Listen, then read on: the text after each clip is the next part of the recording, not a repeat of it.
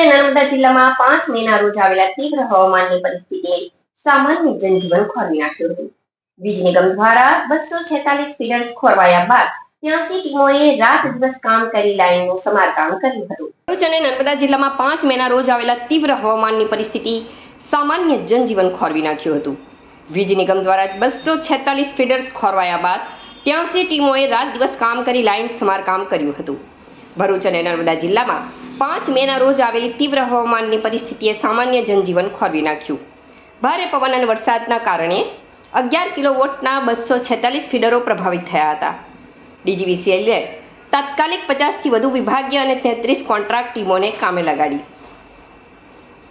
ઇજનેરો અને ટેકનિકલ કર્મચારીઓએ સતત કામગીરી કરી વીજ થાંભલા અને લાઇનોનું સમારકામ કર્યું.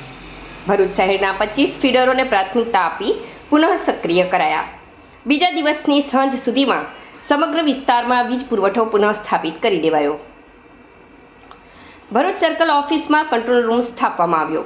1200થી વધુ ગ્રાહકોની ફરિયાદો મળી, જેમાંથી 800 તાત્કાલિક ઉકેલાઈ. અધિક્ષક ઇજનેર HR મોદીના જણાવ્યા મુજબ 305 HT અને 206 LT થાંભલાઓ તેમજ 6 ટ્રાન્સફોર્મરોને નુકસાન થયું હતું.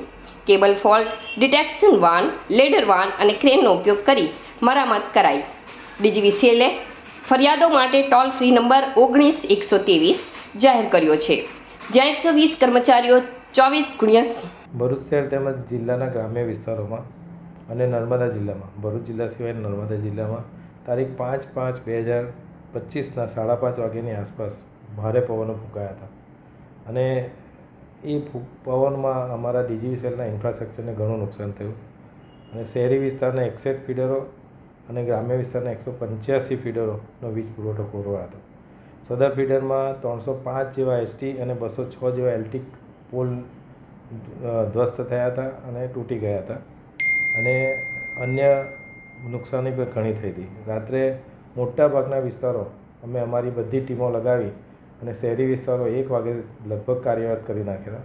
પછી થોડુંક વાવાઝોડું આવ્યાથી પાછું નુકસાન થયું હતું અને સવારે 5 વાગ્યા સુધીમાં અમે શહેરી વિસ્તારોનો પૂરો પુરવઠો સવાર સુધીમાં ચાલુ કરી દીધો. એ ઉપરાંત સવારે 10 વાગ્યા સુધીમાં અમે 163 જેવા ગામડાનો પુરવઠો ચાલુ કરી દીધેલો. બાકી રહેલા 155 ગામડાનો પુરવઠો સાંજ સુધીમાં, 6મી તારીખે સાંજ સુધીમાં પૂર્ણ કાર્યરત થઈ ગયા છે. જેટલું પણ નુકસાન થયું હતું એમાં કોન્ટ્રાક્ટરની ટીમો અને અમારી ટીમો થઈને કુલ આશરે 80 જેવી ટીમો કામગીરી કરી અને હજુ પણ જે ખેતીવાડીના ફીડરોમાં સપ્લાયની હજુ કમ્પ્લેન છે એની કામગીરી હજુ ચાલુ છે અને એ પણ અમે 2-3 દિવસમાં પૂર્ણ કરી દઈશું.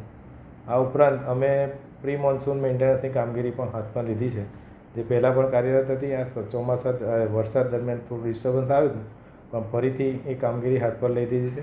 એટલે હવે આવનાર ચોમાસામાં તકલીફ ના પડે એના માટેનું મેન્ટેનન્સની કામગીરી લીધી છે.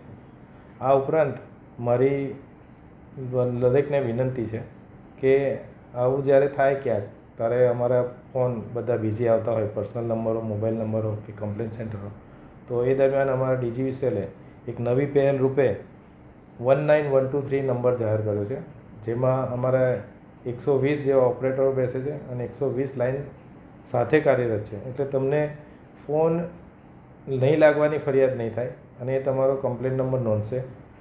તમારો જે રજિસ્ટર્ડ મોબાઈલ છે એનાથી તમે ફોન કર્યો હશે તો એને તમારા એરિયાની, તમારા નામની, તમારા ગ્રાહક નંબરની અને ફીડરની માહિતી હશે, એટલે તમને તરત માહિતી મળી જશે. આ ઉપરાંત તમને એક કમ્પ્લેન નોંધવાનો એક SMS પણ આવશે અને SMSથી તમારું કન્ફર્મેશન આવશે. તમારી કમ્પ્લેન એટેન્ડ થયા પછી તમને પૂછીને પણ એ કન્ફર્મ કરશે કે તમારે ખરેખર પાવર સપ્લાય રિસ્ટોર થયો છે કે નહીં. તો મારી બહુ બધાને નમ્ર વિનંતી છે કે આ 2 ટોલ ફ્રી નંબર છે, એક 19123 અને બીજો છે 1800-233-303.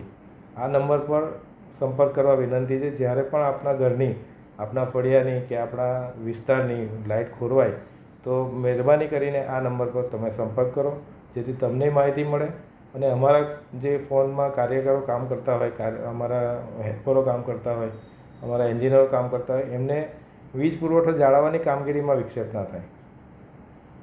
આ પ્રજાજોગ મારો સંદેશો છે અને અમે ભવિષ્યમાં પણ આવી કોઈ કેલિમિટી આવી કે વાવાઝોડું આવે એના માટે સંપૂર્ણ તૈયાર છે.